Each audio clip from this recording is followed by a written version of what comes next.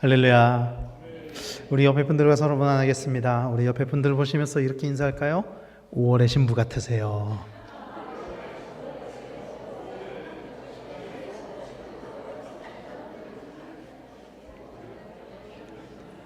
아, 5월의 신부 같다고 하니까 형제님들이 좀 서운해 하시는 것 같아요. 왜 신부만 얘기하냐. 예. 우리 옆에 분들 보고 한 번만 더 인사할까요? 우리 부흥합시다.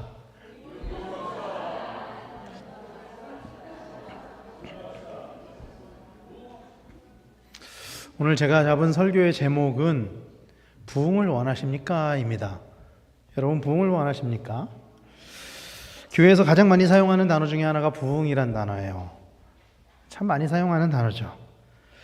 여러분은 이 부흥이라는 말을 들으면은, 이 단어를 들으면은 어떤 생각이 드세요? 복잡하게 생각하지 말고 부흥 딱 들으면 나한테 드는 마음, 처음 드는 마음이 무엇이냐는 거죠. 사람마다 뭐 다 다르겠죠. 이 단어가 딱 나한테 올 때 오는 느낌이. 과거에 한국교회가 부흥했던 시기가 있어요. 크게 두 시기가 있습니다. 한국교회가 부흥했던 시기가. 첫 번째 시기는 1900년대 초로 볼 수 있습니다. 이때 몇 번의 부흥운동이 있었는데 아시는 분들은 아시겠지만 1903년에 원산이라는 곳에서 하리 선교사의 회개로 시작된 부흥운동이 있었습니다. 그리고 그 부흥운동이 평양으로 옮겨져서 1907년에 길선주 장로의 회개로부터 시작된 평양 대부흥운동이 있었죠. 그리고 여담이지만 이해의 성결교회가 시작이 되었죠. 1907년에. 그리고 1909년에는 백만인 구령운동이라고 해가지고 한국을 그리스도에게로라는 슬로건을 가지고 대대적인 전도운동을 했었습니다. 1909년에 그랬다는 거예요. 이게 첫 번째 부흥의 시기고요. 두 번째 부흥의 시기는 1970년대에서 80년대입니다. 이 시기는 기억하시는 분들이 좀 많으시겠죠. 1974년 엑스플로 74 혹시 기억하십니까? 큰 집회들, 또 빌리그레암 전도 집회, 여의도에서 했었던 이런 대규모 전도 집회를 통해서 교회들이 양적으로 많이 성장한 시기예요. 이 시기가. 요약하면은 이 두 개의 시기를 요약을 하면은 초기 1900년대 초에는 주로 개인의 회개를 통한 부흥이 있었고요. 그래서 이때는 내적인 부흥, 질적인 부흥이 중심이었다면 1970년대, 80년대의 부흥운동은 외적으로 양적으로 성장하는 부흥운동이 주를 이루었다라고 볼 수 있는 거죠. 한국교회가 그렇게 지난 100년 좀 넘는 시간 동안 성장을 해왔다는 거예요. 그런데 사실 이 부흥이란 단어에는요, 이 1900년대 초에 주로 이루어졌던 그 질적 부흥과 1970년대, 80년대에 이루어졌던 양적 부흥이 다 들어있어야 해요. 다 들어있어야 해요. 어느 하나만 이루어지는 것은 사실은 건강한 부흥은 아닌 것 같아요. 건강한 부흥운동은 아닌 것 같습니다. 그래서 초기 부흥 때에도 사실은 이 질적 부흥, 회개로부터 촉발된 이 부흥운동에서 이 질적 부흥이 양적인 성장까지 이뤄냈었고요. 또 현대 부흥 시대 1970년대 80년대에도 이 대규모 집회를 통해서 교회들이 양적으로만 성장한 것이 아니라 그때 그 집회를 통해서 많은 사람들이 예수를 믿고 회개하고 돌아오는 일들이 있었다라는 거예요. 이런 균형이 잡힌 부흥이야말로 건전하고 건강한 부흥이라고 할 수 있는 거죠. 교회의 부흥에 있어서. 그런데 사실은 이 부흥이란 단어를 굉장히 많이 사용했었는데 요 몇 년 사이에 현대교회에서는 이 부흥이란 단어를 잘 사용하지 않는 것 같아요. 많이 이야기하지 않는 것 같아요. 한 2000년대 초반, 2000년 초반쯤에 그 예수전도단의 고형원 선교사님이라는 그 찬양 인도자를 통해서 부흥운동이 있었죠. 부흥이란 찬양이 한국교회 대대적으로 이렇게 막 보급이 되면서 부흥운동이 2000년대 초까지 있었는데 현대에 이르러서는 부흥을 잘 이야기하지 않아요. 왜 사용하지 않을까요? 부흥이란 단어를. 부흥이란 단어가 주는 느낌 때문일 거예요. 지금 2020년대에 살고 있는 많은 성도들은 부흥이란 단어를 들으면은 많은 사람들이 어떤 느낌부터 드냐면 이런 느낌부터 들어요. 거부감, 부담감, 책임감. 마치 내가 원하지 않는 무엇인가를 해야 될 것 같은 느낌. 그리고 여러분,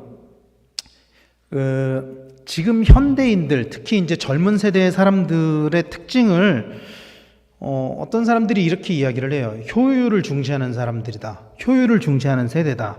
그래서 이 사람들은요, 자기가 납득이 되지 않으면 하지 않아요. 그 자기한테 이익이 되지 않으면 하지 않아요. 젊으면 젊을수록 그런 경향성이 강해져요. 이런 상황 속에서 부흥이란 단어가 그들에게 어떻게 이렇게 다가오냐 하면은 거부감으로 오는 거예요. 부담감으로 오고. 그러니까 부흥을 이야기하면은 교회에서 멀어지거나 심지어는 교회를 떠나기도 해요.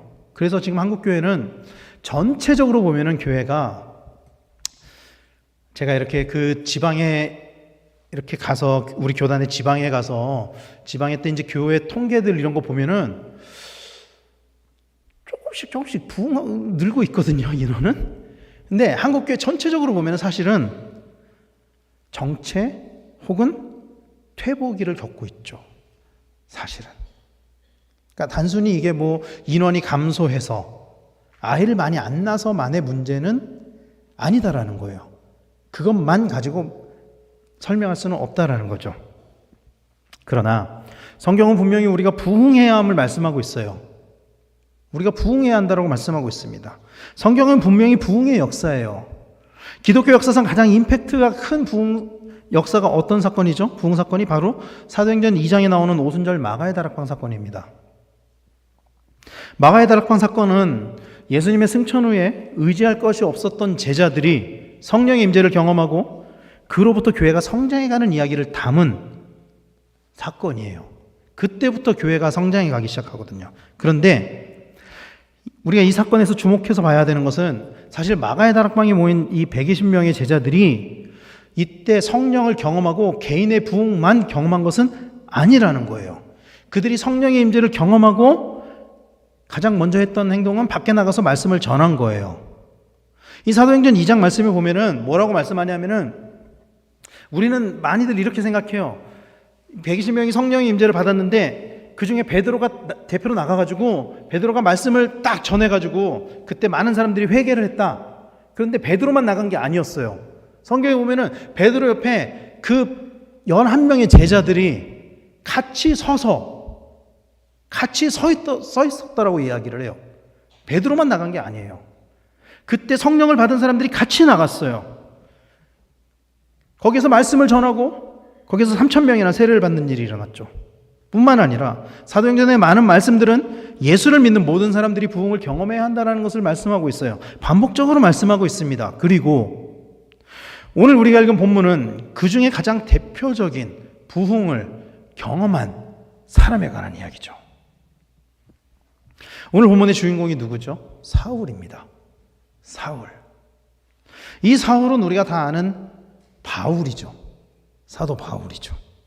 오늘 읽지는 않았지만 사실 이 이야기는 사도행전 9장 1절부터 시작이 됩니다. 1절, 2절 말씀을 보면은 사울이 주의 제자들에 대하여 여전히 위협과 살기가 등등하여 대제사장에게 가서 다메섹 여러 회당에 가져갈 공문을 청하니 이는 만일 그 돌을 따는 사람을 만나면 남녀를 막론하고 결박하여 예루살렘으로 잡아오려 함이라. 자, 이 말씀을 보면 이런 거예요. 사울이 대제사장에게 가서 공문을 받아요. 무슨 공문을 받냐 하면은 합법적으로 그리스도인들을 핍박할 수 있는 공문. 그거를 받아서 다메섹에 있는 그리스도인 공동체 사람들을 핍박하기 위해서 다메섹으로 갔다는 거예요. 근데 여러분 기억하십니까? 이미 사울은 스데반을 죽였어요. 이미. 그리고 그로 인해 예루살렘에 있었던 헬라파 유대인들이 예루살렘을 떠나게 됐어요. 이때. 사울의 예루살렘 박해 때. 이게 기독교 최초의 박해로 불리는 예루살렘 박해죠. 거기서 멈추지 않고 사울은 예루살렘에 있는 그리스도인들만 박해한 것이 아니라 눈을 다메섹으로 돌려가지고 그곳에 있는 그리스도인들을 박해하기 위해서 공식적으로 허가를 받은 거예요. 박해 허가증을 받은 거예요. 대제사장들에게. 그리고 다메섹을 향해 가던 도중에 예수님을 만난 거죠. 그리고 우리가 다 아는 것처럼 사울이 눈이 멀었습니다. 그곳에서 3일 동안 먹지도 마시지도 못한 그 사울에게 아나니아라 하는 주의 제자가 와서 사울의 눈을 뜨게 해줬고, 오늘 본문은 여기서 이어지는 말씀이에요. 사울은 예수님을 만나고 3일 동안 먹지도 마시지도 못했습니다. 이 3일 동안 사울의 마음은 어떤 마음이었을까요, 여러분? 여러분 같으면 어떤 마음이었을 것 같아요? 저라면은 굉장히 큰 배신감이 들었을 것 같아요. 내가 믿고 있었던 신념이 잘못된 건가? 라는 배신감. 근데 이 사울이 눈이 먼 이 말씀에서 사실 강조점은요, 보지 못하는 것이 아닙니다. 그 안에 내적인 움직임이 있었다는 거예요. 다메섹 도상에서 사울은 예수님을 눈으로 본 게 아니라 예수님의 음성을 들었어요.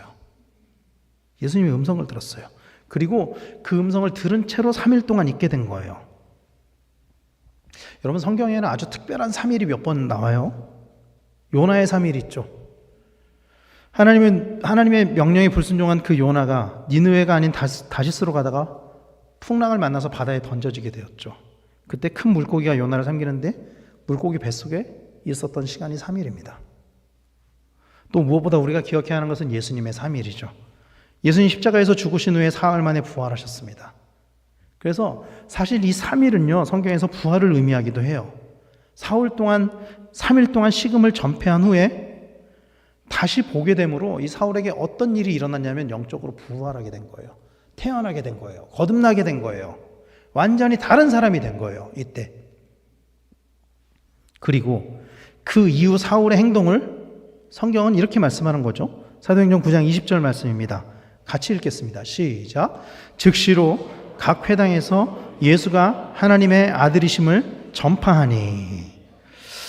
사울은요, 3일 동안 깊은 어둠 속에 있었어요. 깊은 어둠 속에 있었어요. 우리는 3일인 걸 이미 알고 있잖아요. 사울은 3일 동안 자기가 보고 다시 보게 될 거라고 생각했을까요? 아니요. 영원히 보지 못할 거라고 생각했을 거예요.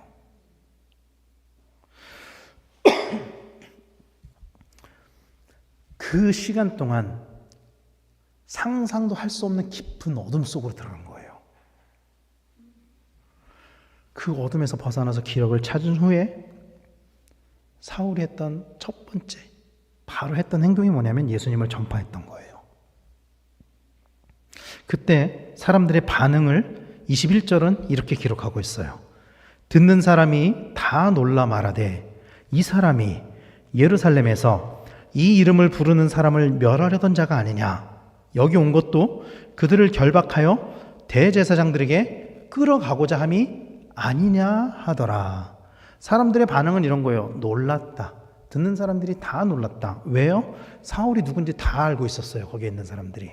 그리고 거기에 있는 사람들은 아마도 비기독교적인 유대인들이었던 것 같아요. 그러니까 예수를 믿지 않는 유대인들. 왜냐하면 오늘 이 말씀에서 번역을 뭐라고 이야기하냐면 이 이름을 부르던 사람을, 예수를 부르는 사람이 아니라 이 이름을 부르던 사람을 이렇게 기록하고 있거든요. 물론 다른 버전에서는 예수라고 번역해 놓은 것도 있어요. 근데 우리가 보는 개역개정에서는 이 이름을 부르던 사람. 그러니까 예수를 믿지 않는 유대인들이었던 것 같아요. 이 말씀은 무슨 의미냐면은 사울을 배신자로 인식했다는 말이랑 같은 표현인 거예요. 이 말씀은. 그런데 그런 상황 속에서 사람들이 저 배신자 아니야? 이런 인식을 드러냈을 때 사울은 오히려 힘을 더 얻어서 예수를 증언했다. 오늘 본문은 그렇게 기록을 하고 있어요. 이게 부흥을 경험한 사울의 행동이었어요. 개인적인 부흥을 경험한 사울의 행동이었어요. 사울뿐만이 아닙니다. 오순절 마가의 다락방에서 성령의 임재를 받은 제자들은 성령의 임재를 경험하자마자 밖으로 나갔어요. 이전엔 무서워가지고 다락방으로 기어 들어갔어요. 이 사람들은 예수를 믿었지만 두려웠다고요. 그런데 그들이 개인적으로 부흥을 경험했을 때 오히려 밖으로 나간 거예요. 아까 설명드렸지만 사도행전 2장 14절은 이렇게 말씀을 해요. 베드로가 11사도와 함께 서서 소리를 높여 이르되 유대인들과 예루살렘에 사는 모든 사람들아 이 일을 너희로 알게 할 것이니 내 말에 귀를 기울이라. 베드로뿐만이 아니라 11사도가 함께 서가지고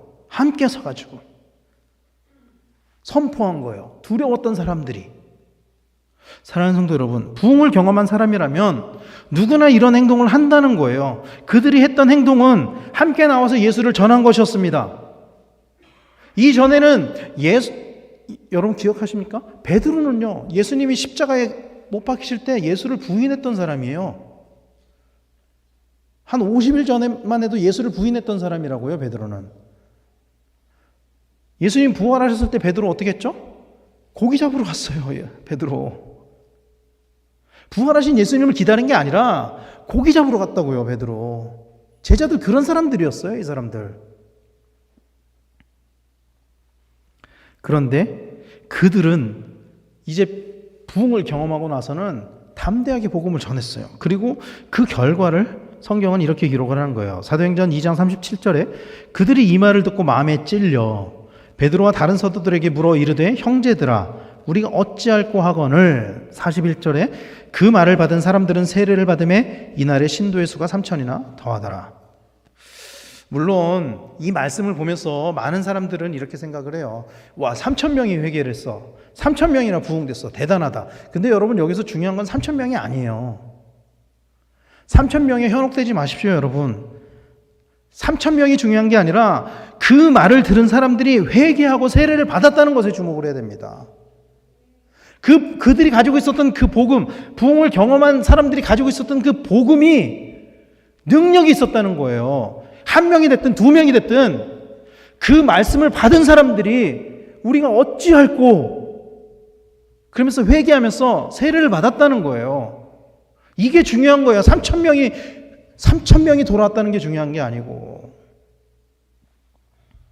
그들 또한 개인의 부흥을 경험했다라는 거예요. 3,000명이 늘어난 게 중요한 게 아니고 그 복음을 들은 사람들의 개인적인 부흥을 경험했다는 거예요. 그 자리에서. 여러분 부흥이란 단어에는요 이런 의미들이 있어요. 구약에 이 부흥이란 단어가 성경에 구약에는 특히 거의 안 나오거든요. 한 번 나오는데 유일하게 한 번 나오는 게 하박국서에 나와요. 근데 히브리어로 어떤 단어가 나오냐면 하야라는 단어가 나와요. 히브리어로. 저거 읽을 수 있는 분 계세요? 그냥 하야. 제가 하야라 그러면 그냥 하야인 거예요. 하야입니다. 예. 모르잖아요, 다. 저도 잘 몰라요. 예. 하야입니다. 하박국서 3장 2절에 이 말씀이 나와요. 여호와여, 내가 주께 대한 소문을 듣고 놀랐나이다. 여호와여, 주는 주의 일을 이 수년 내에 부응하게 하옵소서. 이 수년 내에 나타내시옵소서. 진노 중에라도 긍휼을 잊지 마옵소서. 이렇게 이야기를 해요. 하박국서에서 부응하게 하옵소서 말씀하잖아요. 근데 여러분 이 단어가 원래 가지고 있는 의미가 뭔지 아세요? 우리가 일반적으로 생각하는 막 예수를 믿는 사람들이 막 늘어나다 이런 의미가 아니에요. 이 하야라는 단어가 가지고 있는 의미는 이런 의미예요. 살다, 살아나다. 하박국서에서는 뭐라고 이거 기도를 하고 있는 거냐면요. 살려주십시오. 살려주십시오. 이렇게 기도하고 있는 거예요. 헬라어로는요, 부흥을 또 뭐라고 이야기하냐면 아나겐네시스라 그래요. 이 단어가 가지고 있는 의미는요, 거듭남, 재생, 이런 뜻을 가지고 있어요. 거듭남. 그러면 이 단어가 어디에 쓰였을까요? 이렇게 힌트를 드렸는데, 요한복음 3장에 니고데모와의 대화에서 요한복음 3장 3절에 보면 예수께서 대답하여 이르시되 진실로 진실로 내가 이르노니 사람이 거듭나지 아니하면 하나님의 나라를 볼 수 없느니라. 누군가의 거듭남에서부터 불길이 번져나가는 것이 바로 부흥인 거예요. 살아난 사람들로부터 시작되는 것. 살아난 사람들로부터 시작해서 번져나가는 것. 재생산해서 제자들을 양성하여 세우고 그 제자가 또 다른 제자를 양성하고 그래서 오늘 우리가 복음을 들은 거잖아요. 그러므로 개인의 부흥도 부흥이고요, 여러분. 공동체의 부흥도 부흥입니다. 사실은 2000년대 중반 이후에는 이 많은 교회들이 질적으로 건강해져야 된다라는 인식이 너무나 강해가지고 이 공동체의 부흥을 조금 가볍게 여기는 경향들이 있었어요. 그러니까 그 전에는 반대였고요. 그 전에는 그냥 인원이 늘어나는 데만 관심이 있었고 2000년대 한 2010년 넘어오면서부터는 인원이 막 느는 것보다는 개인이 이렇게 회심하고 회개하고 거듭나는 것에 관심을 가지는 거예요. 근데 이 두 개가 다 같이 일어나야 된다는 거예요. 원래 부흥은 같이 일어나는 거예요. 부흥은 하나만 일어나는 거는 건강한 부흥이 아니라는 거예요. 진정한 부흥이 아니라는 거예요. 그래서 진정한 부흥은요, 여러분, 나만 부흥하는 게 아니에요. 나만 부흥하는 게 아니에요. 나로 인해 다른 사람까지 부흥하는 것, 이게 진정한 부흥인 거예요. 그러기 위해 우리가 복음을 전해야 되는 거예요. 사도행전 1장 8절 말씀 같이 읽겠습니다. 시작. 오직 성령이 너희에게 임하시면 너희가 권능을 받고 예루살렘과 온 유대와 사마리아와 땅끝까지 이르러 내 증인이 되리라 하시니라. 예수님이 승천하실 때 하신 말씀이죠. 오순절 마가의 다락방 사건이 일어나기 전에 하신 말씀이에요. 이 말씀. 그리고 오순절 마가의 다락방 사건으로 성령이 임재했을 때 이 말씀이 그대로 이루어졌죠. 예루살렘과 온 유대와 사마리아와 땅끝, 당시에 땅끝으로 여겼던 그 스페인, 그곳을 넘어서서 아메리카로, 아시아로, 우리도 우리의 가정에서부터 우리의 일터로 더 밖으로 더 넓혀서 선교지로 복음을 전해야 한다라는 것입니다. 사랑하는 성도 여러분, 부흥을 원하십니까? 많은 사람들이요, 많은 성도님들이 저한테도 이렇게 많이들 말씀하시고 안타까워하시면서 목회자들한테 부흥되지 않는다라고 말씀들을 많이 해요. 안타까워하시면서 과거에는 이랬었는데 지금은 이렇게 다른 사람들도 안 움직이고 안 해요. 부흥이 되지 않아요. 그런데 여러분, 그렇게 말하고 있는 우리는 얼마나 이전에 그 부흥을 경험했던 사람들로서 얼마나 이 부흥을 위해서 우리의 내적인 부흥과 우리 외적인 부흥을 강구하면서 살아가고 있는지 돌아봐야 된다는 거예요. 우리는 얼마나 우리의 내면의 부흥을 위해서 회개하면서 예수님을 닮아가기 위해서 노력하고 있는지 돌아봐야 된다는 거예요. 그러면서도 부흥을 경험했다는 사람들이 그럼에도 왜 아무것도 안 하는지, 왜 봉사하지 않고, 왜 전도하지 않고, 그러면서 정말로 부흥을 원하느냐는 거예요. 제가 이 설교를 준비하면서 이렇게 자료를 찾다가 정말 제가 가슴이 안타까웠던 문장이 하나 들어왔어요. 그 문장이 뭐였냐면 이 문장이에요. 성도는 과거의 제자에서 현재 소비자로 전락하고 있다.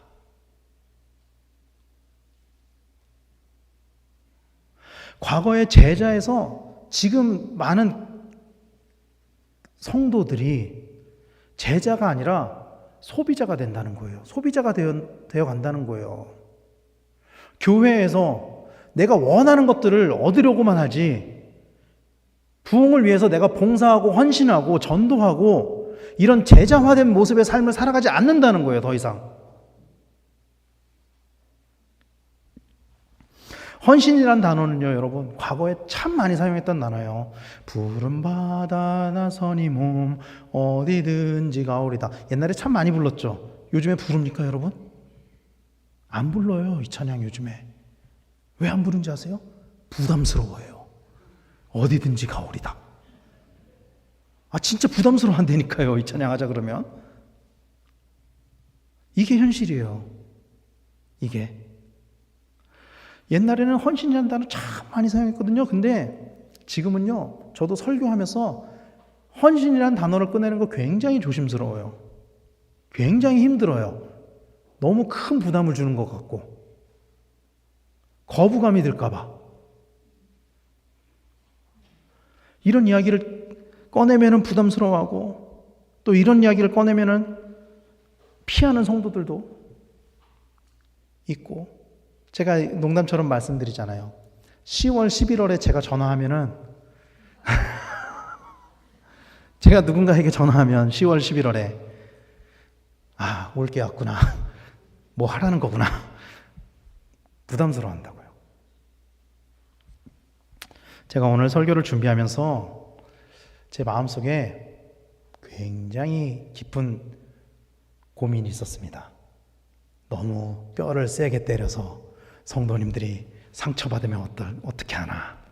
근데 여러분, 부흥하려면요, 현실을 직시해야 돼요, 우리가. 지금 우리의 모습을 봐야 된다고요. 내 지금 상태를 모르는 채로는 앞으로 한 발자국도 나갈 수가 없는 거예요. 사랑하는 성도 여러분, 성경은요, 반드시 부흥이 있어야 함을 말씀하고 있어요.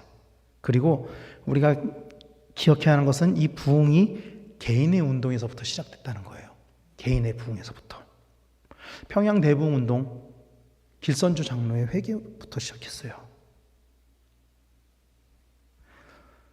무디 한 사람의 회심으로 부흥 운동이 일어났어요. 여러분, 산불이 어떻게 시작되는지 아세요? 무슨 막 휘발유를 막 들이부어가지고 막 불을 붙여가지고 시작되는 거 아니에요. 작은 불씨 하나에서 시작되는 거예요. 산불은. 누가 그 불씨가 되겠습니까? 누가 이 부흥의 불길을 위한 불씨가 되겠습니까, 여러분? 현대사회에서 부흥은 비효율적인 거라고 여겨져요. 아까 말씀드렸지만 나랑 관계없는 이야기라고 생각해요. 교회가 부흥하고 성장하는 게 도대체 나랑 무슨 상관이 있어? 나한테 좋은 게 뭐야? 이렇게 생각한다고요. 많은 그리스도인들이. 근데 여러분, 사실은요, 부흥은 가장 효율적인 투자예요. 비효율적인 게 아니라. 왜냐하면 영원히 없어지지 않는 상급이 쌓이는 것이기 때문이에요. 그게. 이 땅에서 돈을 버는 것보다도 훨씬 더 효율적인 투자예요, 그게. 근데 사람들은 모른다고요. 성경에서 천국은 마치 밭에 감추인 보배와 같다라고 말씀했어요. 그 보배를 사기 위해 모든 것을 다 팔아서 그 땅을 사는 것이 지혜로운 일이에요. 성경은 그렇게 말씀을 하고 있어요. 하나님 나라의 상급을 받기 위해 이 땅에서 노력하는 것이 가장 효율적인 일이라는 거예요. 사랑하는 성도 여러분, 부흥을 원하십니까? 이거 보세요. 아까보다 아멘 하는 사람의 수가 적어졌다니까요. 왜냐하면 부담스럽다니까요, 이게 현실이에요. 부담스러워요, 사실. 근데 부담스러워도 해야 되는 거예요, 우리가. 이거는. 사울은요, 여러분, 오늘 본문 이후에 아라비아 광야로 가요. 마치 모세가 광야에서 40년간 훈련받은 후에 쓰임받았던 것처럼 사울 동안 광야에서 훈련을 받은 후에 본격적으로 사역에 투입되게 돼요. 여러분, 이렇게 생각해 보세요. 어쩌면 지금까지 우리의 모습은, 우리가 지금까지 머뭇머뭇했던 것들, 멈춰있던 것들은 어쩌면은 광야에서 훈련받은 시간이었을지도 몰라요. 우리 광야에서 빨리 나가야 된다고요. 훈련 받은 만큼 나가야 된다고요. 모세가 하나님이 보낸 사람으로서 사명을 감당했던 것처럼 우리도 하나님께서 우리에게 주신 그 사명을 감당하기 위해서 나가야 한다고요. 언제까지 훈련의 광야에 머물러 계시겠습니까, 여러분? 나가야 됩니다. 나가서 전해야 됩니다. 예루살렘과 유대와 사마리아 땅끝까지 우리가 전해야 할 그곳에서, 전할 수 있는 그곳에서, 그럴 때 나 개인의 부흥과 교회의 부흥과 하나님 나라의 부흥이 이루어질 줄로 믿으시길 바랍니다. 이를 위해서 우리가 부르심을 받았어요. 여러분, 우리는 이것을 기억해야 됩니다. 우리가 다 각자의 사명을 받았겠죠. 다. 찬양의 달란트를 받은 사람이 있고 봉사의 달란트를 받은 사람이 있고 각자의 사명을 다 받았겠죠. 그런데 그 사명과 별개로 그리스도인들이 공통적으로 받은 사명이 있다는 거예요. 공통적으로. 그게 복음을 전하는 일이라는 거예요. 그건 누구에게나 다. 여러분, 근데 우리가 이런 것들을 말씀을 드리면서 우리가 한 가지 또 기억해야 되는 것은요, 여러분, 우리가 멈춰 있는 것들이 때로는 아무것도 하지 않는 것들이 죄가 될 수도 있다는 것을 우리는 기억해야 돼요. 이게 사무엘은요, 기도를 쉬는 죄를 범하지 않게 해달라고 간구를 해요. 사무엘상 12장 23절에 보면은 나는 너희를 위하여 기도하기를 쉬는 죄를 여호와 앞에 결단코 범하지 아니하고 선하고 의로운 길을 너희에게 가르칠 것인즉 이라고 하면서 기도를 쉬는 것이 자기한테는 죄로 여겨진다라고 이야기를 해요. 또 야고보서에서는 행함에 따르는 믿음을 말씀을 해요. 야고보서 2장 26절에 영혼 없는 몸이 죽은 것 같이 행함이 없는 믿음은 죽은 것이니라. 행해야 돼요, 여러분. 그리스도인이라면은 그리스도인이 행해야 되는 그 삶을 살아야 돼요. 또 예수님은요, 여러분, 열매로 판단한다고 말씀하셨어요. 마태복음 7장 20절입니다. 이러므로 그들의 열매로 그들을 알리라. 요즘에 이게 막 신문 기사 막 이런 거 보면은 뭐 재판 막 이런 이야기 참 많이 나오잖아요. 거기에 보면은 이런 단어가 있어요. 부작위에 의한. 혹시 들어보셨나요? 부작위에 의한. 이게 무슨 뜻인지 아세요? 해야 되는데 안 하는 게 잘못됐다는 거예요. 부작위는 해야 할 일을 하지 않는 것이 죄라는 거예요. 그리스도인들도 마찬가지라는 거예요. 부르심을 받은 사람은 부름받은 그 사명이 부르신 그 이유, 그 사명에 충성해야 됩니다, 여러분. 부름받은 사람은 그 부르심에 충성해야 되는 거예요. 예수님은 제자들에게 또 다른 제자를 삼으라고 하시면서 이렇게 말씀하셨습니다. 마태복음 28장 19절 20절 말씀 우리가 너무나도 잘 알고 있는 말씀이죠. 같이 읽겠습니다. 시작. 그러므로 너희는 가서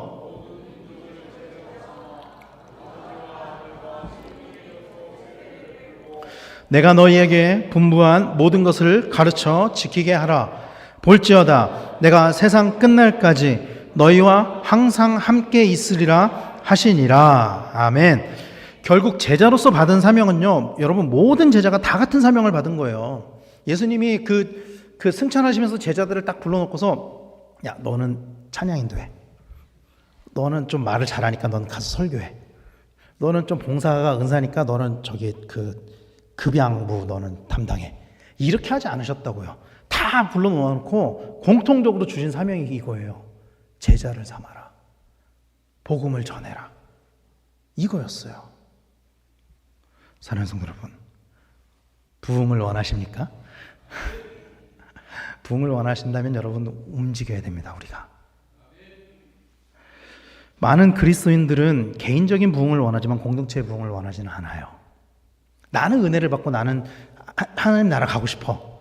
나는 그런데 저 사람까지 내가 굳이 나가가지고 저 사람한테